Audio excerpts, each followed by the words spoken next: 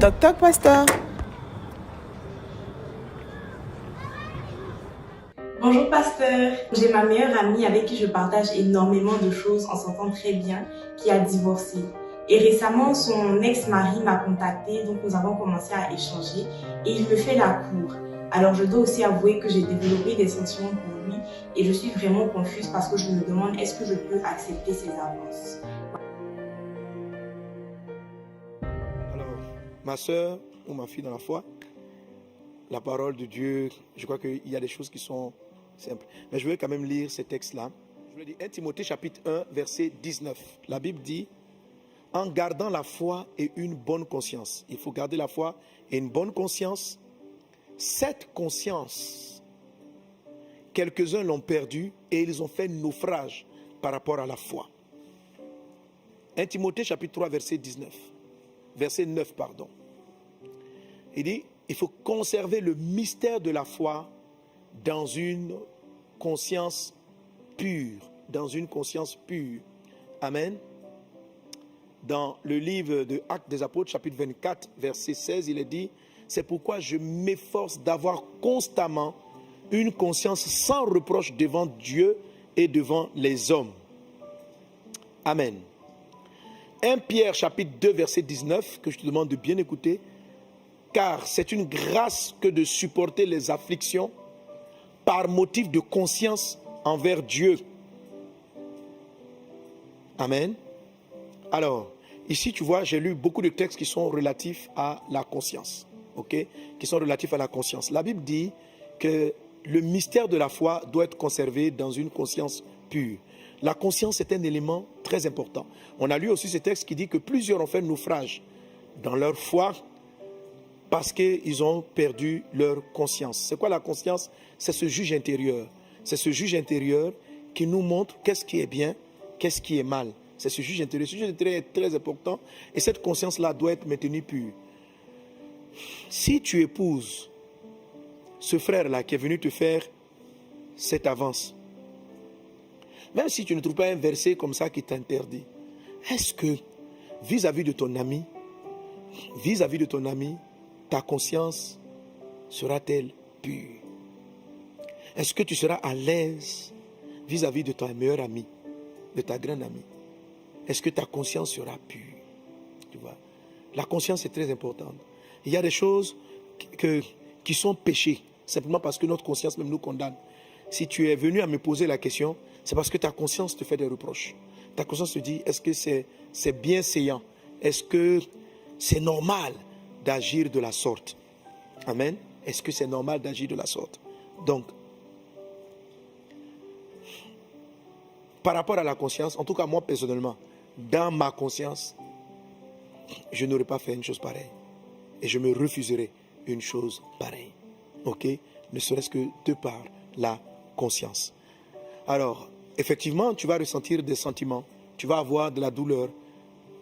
1 Pierre chapitre 2 verset 19 nous dit, car c'est une grâce que de supporter des afflictions par motif de conscience envers Dieu.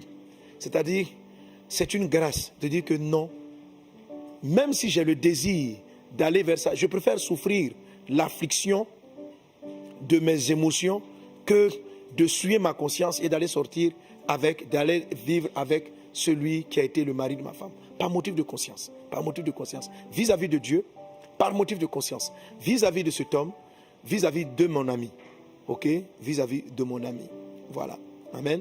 Donc, une amitié est une alliance que tu dois honorer, que tu dois respecter.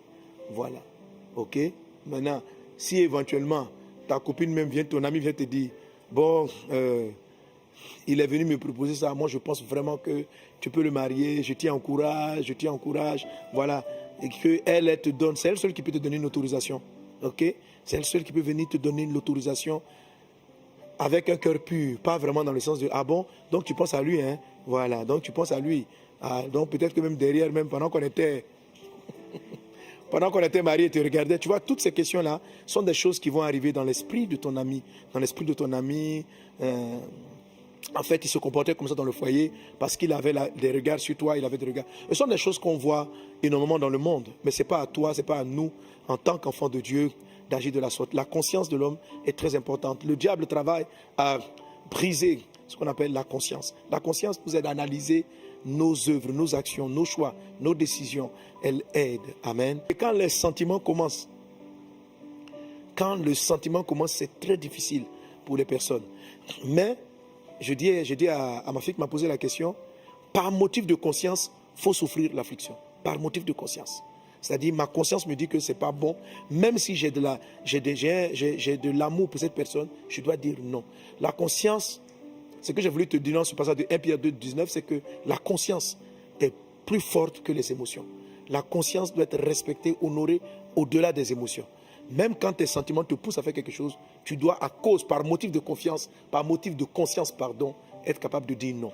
Les émotions, les sentiments ne doivent pas te diriger. Tu auras toujours, si tu rentres comme ça, tu auras toujours l'impression que ton couple est souillé. Tu auras toujours l'impression que les gens sont en train de te regarder. Tu auras toujours l'impression d'être là, de regarder les regards des gens, dire voilà, ah mais c'est la meilleure amie. Donc, ça ne vaut pas la peine d'entrer dans un truc. Bon, il y en a qui s'en foutent totalement. Ils ont l'air, voilà, prenez les tels qu'ils sont, ils s'en foutent. C'est un peu comme ça, voilà. Quand une femme vient, elle enlève, elle chasse la femme et elle s'installe, elle-même qui est rentrée dans ce foyer de manière malsaine, sa conscience est souillée. Sa conscience est souillée, voilà. Si elle sait ce qu'elle a fait, sa conscience est souillée. Mais il y en a vraiment qui s'en foutent totalement de leur conscience. C'est leur choix, c'est leur décision. Mais toi qui crains Dieu, il faut honorer la conscience. Ne fais pas naufrage par rapport à ta foi à cause de ta conscience qui aurait été souillée. Amen. Suis ce conseil, que la grâce et la paix du Seigneur soient avec toi. Je voulais compris le Seigneur Jésus pour tous ceux et celles qui ont des sentiments illicites. Ok? Il y a des sentiments qui sont totalement... Les œuvres de la chair sont contraires à ceux de l'esprit. Et la chair peut t'attacher à quelqu'un. Père, je prie dans le nom de Jésus-Christ de Nazareth afin que tout sentiment, toute émotion, tout attachement charnel soit brisé. Je prie pour tous ceux et celles qui sont connectés. Si leur chair les attire vers un homme, vers une personne, Seigneur Dieu, qui n'est pas selon ta volonté, que ces œuvres-là soient brisées au nom puissant de Jésus. Merci pour cette fille qui a posé la question. Je me souviens de tous ceux et celles qui passent par des situations similaires. Merci de les restaurer, merci de les guérir. Au nom de Jésus de Nazareth. Amen. Alors, ma sœur, tu as compris? Fuis cette situation au nom de Jésus. Amen. Alors,